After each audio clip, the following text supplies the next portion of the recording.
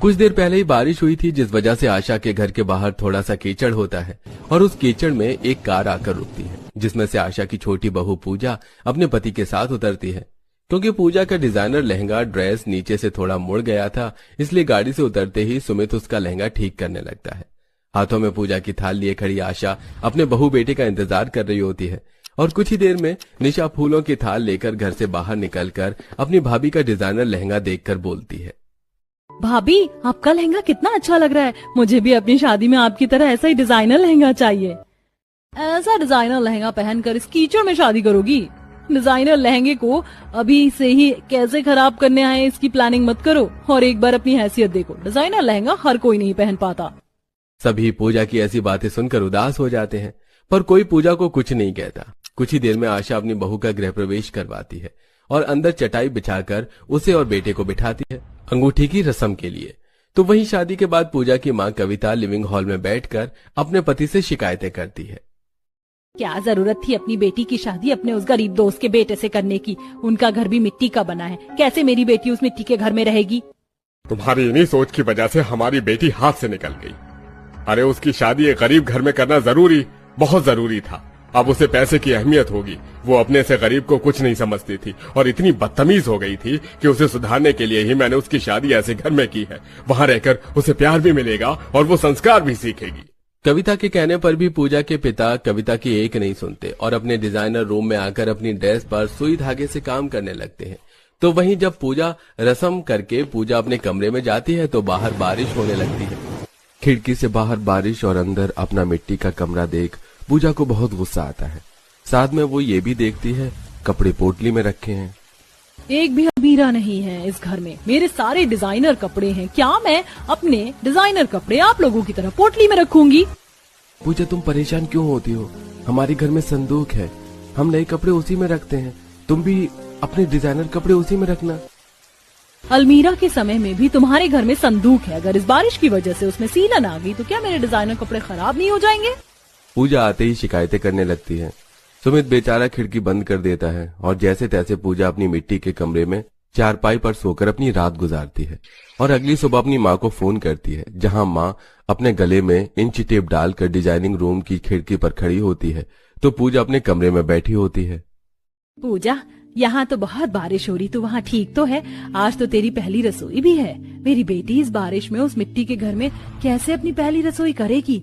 मैं क्यों करूँ इस बारिश में घर के बाहर बैठकर अपनी पहली रसोई? बेटा तुझे पहली रसोई करनी पड़े। मैंने तेरे पिता से बात की है, वो ऐसे ही तुझसे नाराज है। अगर तुमने वहाँ कुछ नहीं किया और यहाँ उन्हें पता चल गया तो वो यहाँ से तुझे कुछ नहीं देने वाले, जो देने का उन्होंने वादा किया था। ये तो टॉर्चर किया जा रहा है मुझे। बस 3-4 महीने और बिता ले, फिर मैं कोई तरकीब निकाल कर तेरा तलाक करवा दूंगी। बस एक बार अपने पिता को विश्वास दिला दे कि तू किसी भी माहौल में ढल सकती है। अपनी माँ के कहने पर पूजा अपनी ब्रांड न्यू डिजाइनर ड्रेस पहनकर घर के बाहर जाती है, जहाँ अब भी बारिश हो रही थी। घर के बाहर तिरपाल के नीचे मिट्टी का चूल्हा देख उसका मुंह बन जाता है। मैं अपने डिजाइनर कपड़े पहनकर इस बारिश में मिट्टी में बैठकर खाना बनाऊंगी। मैं जानती हूँ पूजा, तुम्हारी ये डिजाइनर ड्रेस है, इसीलिए तुम आज मेरी साड़ी पहन लो। मिट्टी का घर है, बारिश का मौसम है, हर वक्त जमीन गीली रहती है, तुम्हारे डिजाइनर कपड़े खराब हो जाएंगे। तुम अपनी पहली रसोई करके चाहो तो फिर से अपनी ये डिजाइनर ड्रेस पहन सकती हो। इतना बोलकर काजल अपने कमरे से पूजा के लिए एक साड़ी लेकर आती है और उसे देती है, पर पूजा उस साड़ी को कमरे में ले जाकर फेंक देती है। मैंने इतनी महंगी ड्रेस पहन रखी है, उनकी हिम्मत कैसे हुई मुझे अपने जैसी 3rd क्लास साड़ी देने की? तभी निशा आती है। भाभी, अगर आपको भाभी की दी साड़ी नहीं पहननी तो आप अपनी ही ड्रेस पहन लो, पर अपनी पहली रसोई कर लो। मैंने बाहर मिट्टी से लिपाई कर दी है, बारिश नहीं हो रही, आपकी ड्रेस गंदी नहीं होगी। आप पटरे पर बैठ जाना। निशा मुंह बनाकर अपनी डिजाइनर ड्रेस पहनकर बाहर जाती है और पटरी पर बैठकर खाना बनाने की कोशिश करती है, पर वो खाना नहीं बना पाती। अब काजल आकर सब्जी बनाती है और निशा रोटियां बेल कर देती है। सब्जी बनने के बाद पूजा रोटी सेकती है।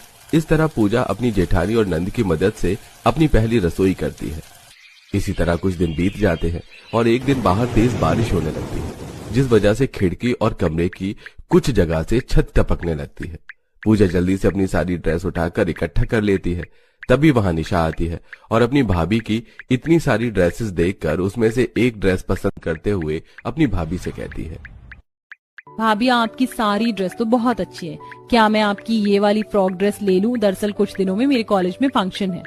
तुम डिजाइनर ड्रेस पहन भी लो तो कौन सा सुंदर दिखने वाली हो, एक बार खुद का चेहरा देखो और मेरी ड्रेस देखो। काजल कमरे में आती है। तुम भले ही इतने महंगे कपड़े पहनती हो लेकिन तुम्हारा दिल बहुत काला है। कोई बात नहीं निशा, तुम्हारी दर्जी भाभी गरीब जरूर है लेकिन इससे अच्छी ड्रेस सिल कर दूंगी तुम्हें, जिससे तुम ही पूरे कॉलेज में चमकोगी। काजल की बातें सुनकर पूजा मुंह टेढ़ा करती है और अपनी ट्रॉली बैग में अपनी सारी ड्रेस रखने लगती है। तो वहीं काजल अपनी सास के साथ बाजार जाती है और वहां से कुछ सस्ते कपड़े और सिलाई का सामान लेकर आती है और सीधा अपने कमरे में सिलाई करने लगती है। बहू, ऐसी भी क्या जरूरत पड़ गई तुझे कि बिना सास लिए तू बाजार से सारा सामान लेकर आ गई और घर में आते ही सिलाई करने लगी? माँ जी, मुझे देवरानी जी को दिखाना है कि मैं भले ही छोटी मोटी सिलाई जानती हूँ और उनके डिजाइनर ड्रेस से अच्छी ड्रेस बना सकती हूँ। काजल अपनी नंदी के लिए दिन रात एक करके एक प्यारा सा गाउन बनाती है जिसे पहनकर निशा कॉलेज जाती है और सबकी तारीफ पाती है।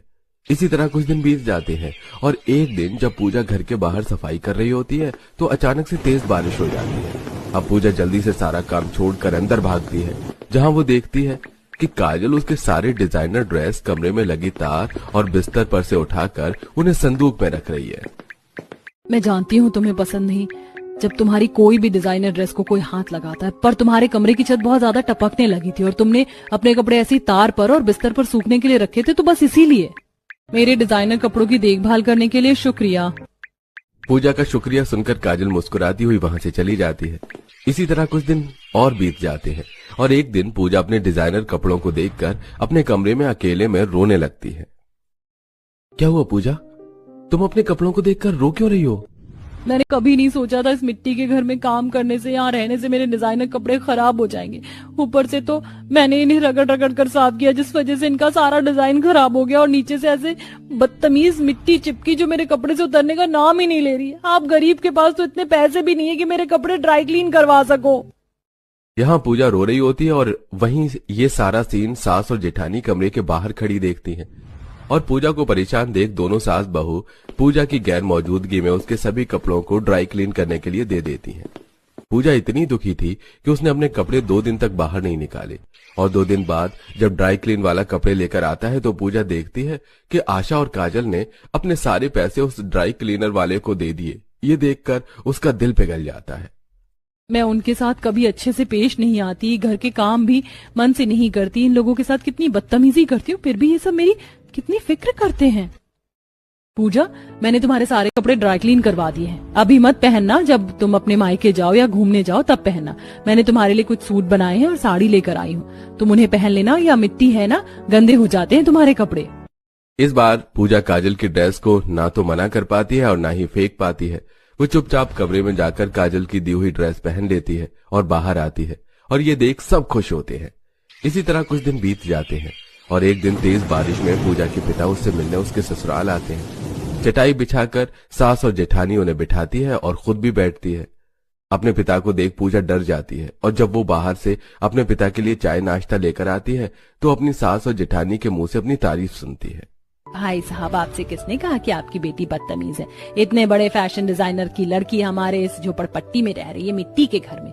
हमारा मिट्टी का बाहर रखा चूल्हे पर इस बारिश में वो खाना बना रही है। वो कैसे काम करती है वो मैं ही जानती हूँ। उसने तो हमारे घर को जोड़ रखा है और मैं तो बड़ी खुश नसीब हूँ पूजा जैसी देवरानी पाकर। डिजाइनर कपड़े होने के बाद भी वो मेरे बनाए हुए कपड़े पहनती है। तभी पूजा चाय लेकर आगे बढ़ती है और पापा के आगे चाय नाश्ता रखकर कहती है, पापा चाय। मैं जानता था तू सुधर जाएगी। तूने तो आज मेरा सीना गर्व से चौड़ा कर दिया। आज मैं बहुत खुश हूँ, इसलिए आज मैं तुझे तेरा क्रेडिट कार्ड, बैंक बैलेंस और डिजाइनर कपड़े देने आया हूँ। अब मैंने सोच लिया है हर महीने में तुझे 2 डिजाइनर कपड़े और जरूरत की सारी चीजें दूंगा। नहीं पापा, मुझे कुछ नहीं चाहिए। मुझे डिजाइनर कपड़ों का भी शौक नहीं है। मुझे इतना अच्छा घर परिवार मिल गया कि किसी और चीज की अब चाह ही नहीं है। पर हाँ, मैं चाहती हूँ कि जैसा मेरा डिजाइनर लहंगा था उससे भी अच्छा आप मेरी नंद के लिए लहंगा डिजाइन करें। उसका सपना है कि वो अपनी शादी में डिजाइनर लहंगा पहने। भाभी, उस दिन तो मैंने ऐसे ही कह दिया था, आपको मेरी बात अब तक याद है? एक बार अपनी ड्रेस ना देकर मैं बहुत शर्मिंदा हूँ, इसीलिए मैं अपनी इकलौती नंद का ये सपना पूरा करना चाहती हूँ और आप सब मुझे माफ दीजिए। मैंने जो शुरू में आकर आप लोगों के साथ बदतमीजी की, पर अब मैं बिल्कुल वैसी बन के रहूंगी जैसा आप लोग चाहते हैं। उस दिन से पूजा अपने परिवार के साथ उनकी तरह रहने लगती है। 4 महीने बाद कविता का फोन आता है। बेटा, तूने अपने पिता को विश्वास दिलाया कि तुम एडजस्ट हो चुकी हो। अब तू देखना कैसे मैं तेरा तलाक करवाती हूँ और तुझे एक अच्छे घर में भेजती हूँ। माँ, अपनी बेटी का घर तोड़ना बंद करो, मैं यहाँ बहुत खुश हूँ। इतना बोलकर पूजा अपनी माँ का फोन रख देती है और अपने गरीब परिवार के साथ उन्हीं की तरह से रहने लगती है।